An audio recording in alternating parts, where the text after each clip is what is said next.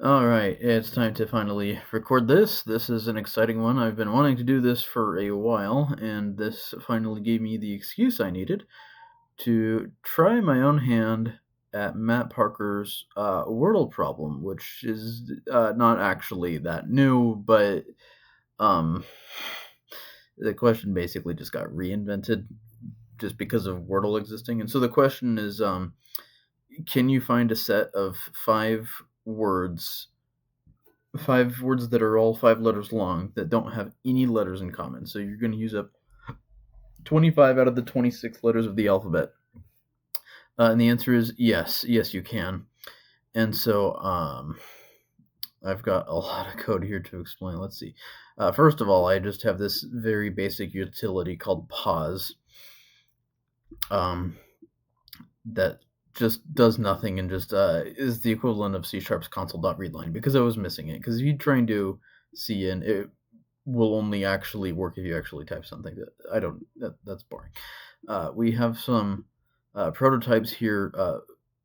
Functions don't like it if you put them in the wrong order. It's kind of disappointing. I didn't realize how unique C# was for the order not mattering. It's like a compiled language that actually acts like it. Sorry, C++, but it's really nice to be able to put things wherever I want and not have to worry about order. And yeah, this is another utility function. This, if I have a word stored as a vector of characters, this writes it to the console for me. Why does that need to be its own function? Because I do it a lot. Oh, and then this was, man, what was this for? This was for, I genuinely can't remember. I'm not using that anymore, though, the file thing. We have this thing that takes a reference to another word vector here and an index and switches those letters. We do that about 1 billion times. No, wait. No, we don't. We only do that a few tens of thousands of times. And then a little sorting algorithm. It just runs bubble sort on an individual word. Bubble sort is really bad, but when you only have 5 elements in your list, it really does not matter. This is gonna go down the whole dictionary and sort each word once, which is 12,000 times, and it's really very negligible. That's less than a second, so that's not a problem. This one scans 2 words and sees if they are anagrams after the letters within the words have been sorted into alphabetical order. This one, which determines if if 2 words have any letters in common at all. And we do that by, man, I really wish I had a camera recording my fingers right now. We'll say we have bread, but that gets alphabetized and becomes A, B, D, E, R. And, I don't know, punch. We'll take a C and we'll put it there, and then the H goes there, and then the N goes there. And we have chunpu. So what we do is we have a pointer pointing up and a pointer pointing down. That'll have to do. And we say, do these letters match? No, they don't. Which one comes first in the alphabet? A. So we need to verify that this word doesn't have any C's in it. Nope, but that comes before C. Oh, that comes after C, but maybe this one has a D. So we move that one forward. No, that's an H, but the H comes after D. So now we move that one forward. And you just keep moving forward, whichever one comes first alphabetically, until you have gone through the whole thing, P, Q, R, S, T, U, until suddenly, oh, you leave the bounds of the array. The moment that happens, this condition fails. This was, I deliberately avoided rewatching the videos that Matt Parker uploaded because I knew they would have strategies that I wasn't thinking of. I remembered, the only thing I could remember is he said something about using bitwise operations, and I thought maybe it was this. It wasn't. This could probably be an equals operator, and it would be exactly the same performance, I think. This might even be slowing it down for all I know. I really have no idea, but I can't really test that without running it for another several hours, so I'll get to optimizations later, but this is just another very simple utility one that just iterates over, that traverses two vectors of equal length and copies the letters from one into the other. Run that several thousand times. This one is deprecated. I should probably delete that one, honestly. And then we have the polymorphism stuff. I'm not even going to cover it. This video is going to be long enough as it is. Just know that I slapped this together in like 2 hours just so that I could mark that I had done this on the homework. And then this one I just shamelessly stole from Stack Overflow because I'm only using it in the polymorphism one, which I was less invested in. And that I should just collapse the whole. Wait, why isn't that in this region? Whatever. We can now collapse the entirety of not main. Okay. And then we have all this polymorphism stuff. I'm just going to scroll past this. It's not really anything that fancy. This part, just because of the way the program works, it'll ask you when you go to do the Wordle part of the program, the main thing, it'll ask you if you want to actually run it or just recreate the output. And I'll just show that real quick. Because if you just recreate the output, it just prints, this is a copy of what I woke up to when I left the real thing running overnight. So it took 4 hours, and it printed all this, and I just copied all of it, put it in a text file, and then when you select this option, all it's doing is it is loading fraud.txt, which is just that copy of the output, and just printing it directly. So that's one way to get it to run in constant time. Okay, so here's where the real code starts. We start by defining this const. This is about the extent of the what would you call it, like pre-processing that I'm allowing myself. I mean, there's just stuff I would call pre-processing, except that it's the program doing it every time. This is literally just me telling the program, hey, there's going to be 12,972 words in the file. Just remember that number. So I've allowed myself that. I was reading the documentation after I finished writing this of the guy who got this to, well, the two guys, well, they say there's the DNA of 10 people in the code, but the people who wrote the really fast one that runs in less than a millisecond, one of them was saying, like, he wasn't even including, like, words with more than 2 vowels in it, that he had sorted out. He had 2 text files, one with the words with 2 vowels and one with the words with 1 vowel. And then only later found out that there are, in fact, words in Wordle's dictionary with no vowels in them, and he had to refactor the code. But I'm like, that feels like cheating to me, so I'm not going to do that. So we read from the file, do all that. We build up this array called raw, and it's a 2-dimensional vector of characters, and we, one character at a time, copy it in from the file. That seems inefficient. I promise it still runs in less than a second. It's anything that runs linearly in this is going to be negligible.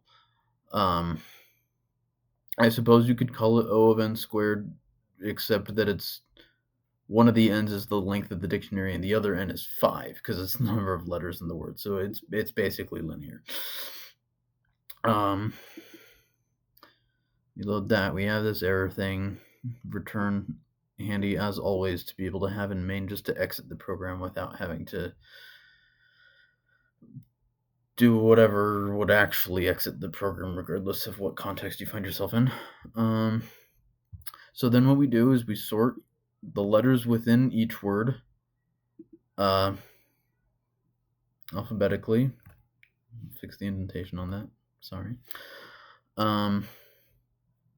And we create Notice I'm not doing this by reference. I'm literally saying create a copy of the array. That is intentional. I need to be able to remember what the words were before I jumbled them, so that when the time comes, I can print them.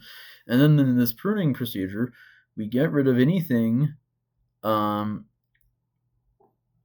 We get rid of anything that has two of the same letter, and since the word is alphabetized, those are, if there's a double letter, it's now guaranteed to be adjacent. So we simply don't add that to the list. And then we check for anagrams, which is a little more expensive, but still negligible compared to what's about to come up. And if it survives those tests, then we add it to a pruned. Pruned.pushback this new word.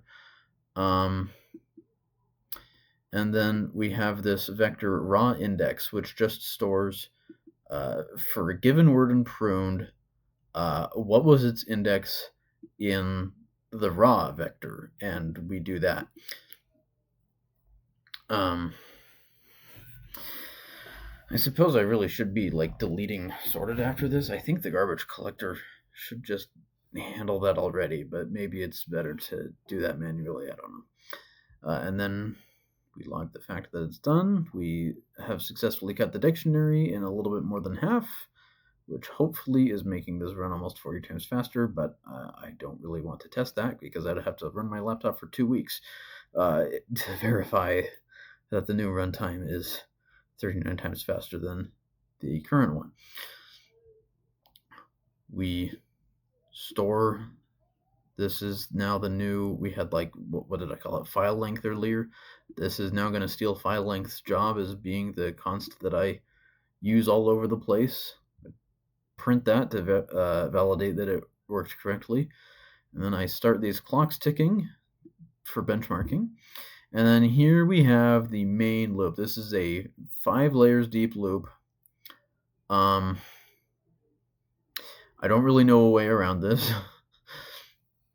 Apparently some of the faster solutions used graph theory to speed it up immensely. I don't know if that eliminates the need for a 5-dimensional loop, but I've made it as efficient as I can. Just pruned as much as I possibly can. But the fact of the matter is, I still have to be running this matchLetter function constantly. So what you can imagine this doing is, I'm going to try and draw here. We're going to have a whole bunch of O's. This represents the dictionary and the ones that are selected. And then we check bam, bam, bam, bam, bam. And then we check, do these two have any letters in common? And if they do, we're going to shift all of these to the right. That one is deselected. This becomes the new 2. This becomes the new 3. This becomes the new 4. This becomes the new 5. And we just keep shifting to the right until this word and this word, on this word here and this word here, have no letters in common. And then we just repeat that process on the next one. And we shift it to the right until that one has nothing in common with that one. Oh, but it has something in common with the first one. So we keep shifting. And now it has nothing in common with the first one, but it has something in common with the second one. So we keep shifting even further until finally this one has no letters in common with this one or with this one. And then we repeat again. And by this point, it's getting pretty dang hard to find something that doesn't collide. So that's going to go pretty far. And this is the fourth loop specifically is the one that takes most of the computation, I think. And it passes so rarely that this one, by the time you get to the fifth one, it's really just not going to check that many. Like it'll check a lot when it gets to run, but it'll get to run so rarely. This only slowed the program down by about 30%, compared to the, theoretically you're going from O of 4 to O of n to the 4 to O of n to the 5. That should be a massive slowdown, but in reality it doesn't even double the runtime. So I've been thinking a lot about ways I might deal with that fourth word in particular, just absolutely eating performance. But yeah, and again, I'll get to that later. So we start keeping track of time and we get this loop running. And then if it actually finds something, we're going to count how many we found. We're going to print all the words. And we're going to log how many seconds did it take to find this thing. And it took like something like an hour to find the first one, I think. And then meanwhile, so the outermost loop has 6,000 words to check to try and find sets of 4 words that have no letters in common with it. And so for every 50 of those 600, we're going to log how much time has passed since the last time we displayed one of these messages and how much time has passed since we started the program. And we're going to reassign the variables to reset that loop all the way, yada, yada. And that lets us track how quickly the program is doing things and also validate my sanity that it hasn't just completely frozen. And then we put it done at the end. As if that accomplishes anything at this point.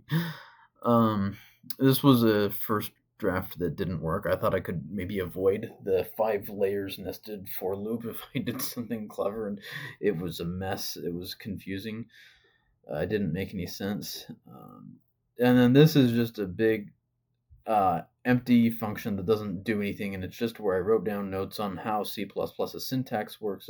For instance, it doesn't use a character in C++ is always exactly 1 byte, and it's not using Unicode. So ASCII is only 7 bits.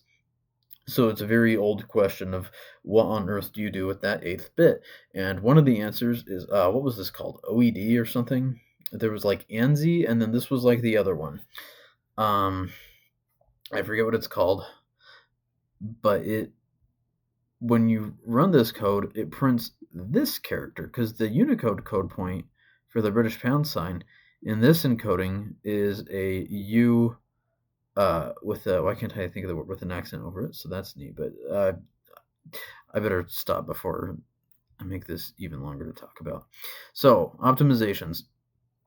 The biggest one that I would love to make is that if we also alphabetize the dictionary, like it starts in alphabetical order. Oh, here's the dictionary, by the way. I don't think I showed that.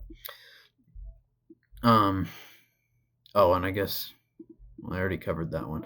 This was the sorting thing wasn't working at first. There should be spaces there, but and I just wanted to print all the ones that failed to sort, what they ended up as, what they were originally, figure out what was going on. So that's no longer used. That just made me think of Ultrakill. I thought it was funny to have something called sins and something that's called fraud.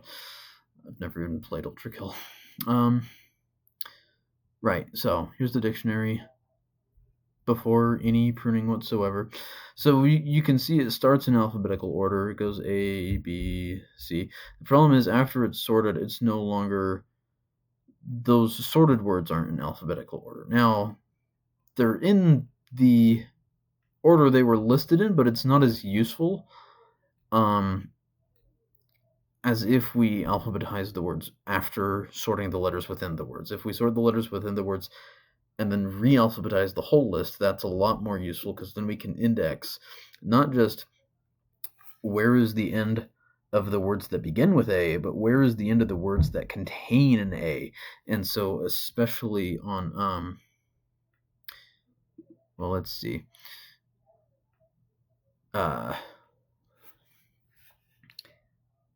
Especially on the, I think the second loop was the one that would benefit from this the most. So if we have word 1 and it's selected, and I think the first one that it can legally select is this one. It has selected Abers. We want it to jump down. We want the second one to just skip all the way down past, not just past the A's, but past the BA's. So find something that starts with, no, that's BEA, so get past BEA. That has a double letter, that has an A, that has a double E. There we go. We want to skip all the way to Bex. And that is 900 down the list. That is past so many of them. Now, granted, that's the unpruned version, so it's double the size. It would be more like skipping 450. But if we alphabetize the whole list after the pruning, we are skipping past every single thing in this list that has an A in it. And that allows you to just get a massive head start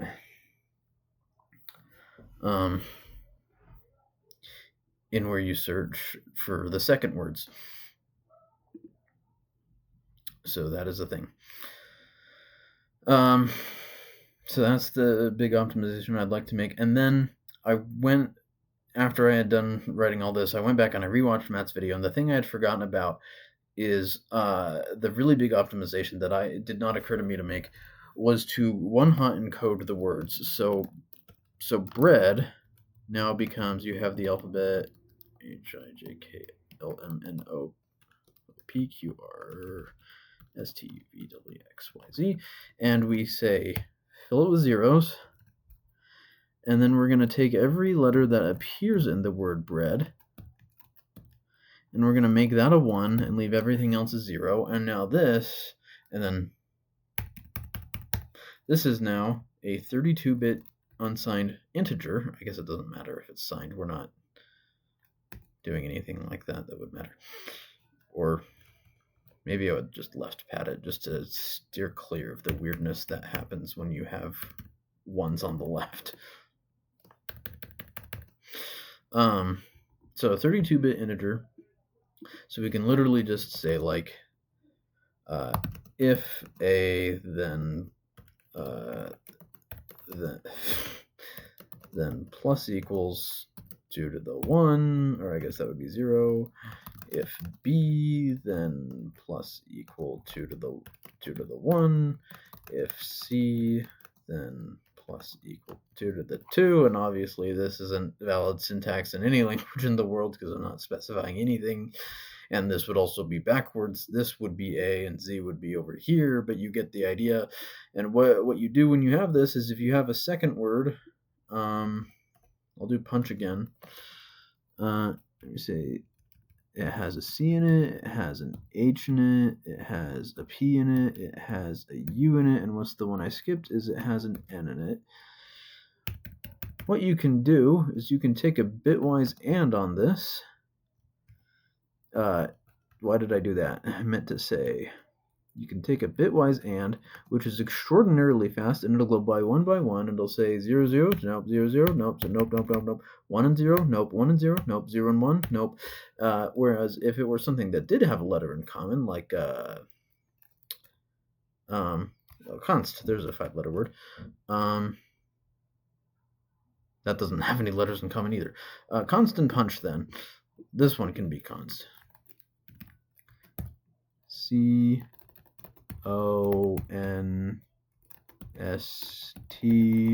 no R, close enough, whatever. And then it's going through, no. Oh, they both have a C, bam. And on top of that, const and punch both have an N, so bam. And then you turn this into an integer. Does it equal 0? No, it doesn't. Therefore, these have a collision, and that is just so much faster than what I'm doing. I mean, I already optimized what I was doing a little bit, but that is just so much faster. I don't think it's quite reduced the execution time to a millisecond faster. I think there are a lot of other tricks that I would need to implement to pull that off. But I think that's the biggest optimization that I can make right now. So yeah, just to show the actual code running, we have this animal thing. I'll show it off a little bit. D for dog. My dog's name is Ruby. I shouldn't be doxing myself like that. I'll just 12.6. I have no idea how tall this should be. I have a cat. I'm gonna make up a name this time. I'm gonna say the cat's name is Tony. Tony the tiger. Tony the tiger is probably 40. Tony the tiger probably weighs like 300 pounds, and he's crazy tall. And then I'll add another dog, Fido, the most generic dog name in the world. Fido is 7.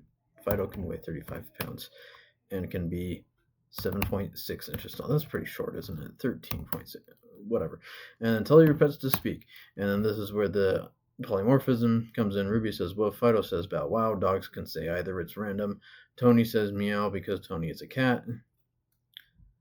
And then I can say list, and it shows you all that data you just entered. I have some unused stuff. I thought about, like, what about tripod dogs? So I added a function called amputate that simply removes a leg, but then I thought that's kind of dark, so I left it out. And then I think I gave, like, dogs a string named breed and cats a bool named declawed, and I didn't end up implementing that, but yeah, I was never that invested in this. Okay, so I already showed it running for fake, so let's show it running for real instead this time. And that's the pre-processing done. You can't tell, but it's running for real now. Wait, right? Yeah, okay. Just making sure that enter didn't do anything. And it won't. I specifically made it only check in on its status after A has iterated over 50 words, specifically to make sure that the results didn't get flushed out of the console just by it running out of room. 50 was probably excessive. I probably could have done 20 and been fine. But yeah, if I were to leave this running for 5 minutes, you would eventually see that it had made some progress. But I'm not going to do that. I'm just going to let you see that we have these results. I think, was it this one is the one with, like, the most recognizable English words? Or maybe it was this one. Fjord, Gux, whatever that means, Nymph, Vibex, whatever that means, and Waltz. So, like, I know what 3 out of these 5 words mean. That's a lot better than most of these results. Like I don't know what any of these mean. I know what that one means because I looked it up. I think that just the opposite of unkempt, I guess. Yeah, I definitely don't know what any of these mean. So that's the disappointing part, is it's mostly really obscure words no one has ever heard of, but a win's a win. Oh, and as you can see, the time elapsed drops way down as you get further in because the search space is way smaller. If you think about this continually, if it were like a continuous function, then having the search space halves it for all 5 of the words, which is a reduction of 32 times. So we would expect that once it is halfway through this, so that would be line like 170, we would expect it to be 32 times faster than at the beginning, which is not the case. This one runs in 85. The very first one only takes 3 times as long. So there's clearly something I'm forgetting. Well, and I think no, that one takes 499. I think there was one that ran for like 1,000 seconds somewhere. Oh yeah, that one's really bad, 718. So it just depends on, oh, there we go, 1097. It really just depends on what words happen to be in that block and how good they are at being made of uncommon letters and letting other words fit them. So I think that's the slowest one. But eventually the search space just gets so small that it's just going to be 0 no matter what. And these last 10 I'll just run immediately and finish. So, yeah, this has probably gone on for way too long already. So that's it for me.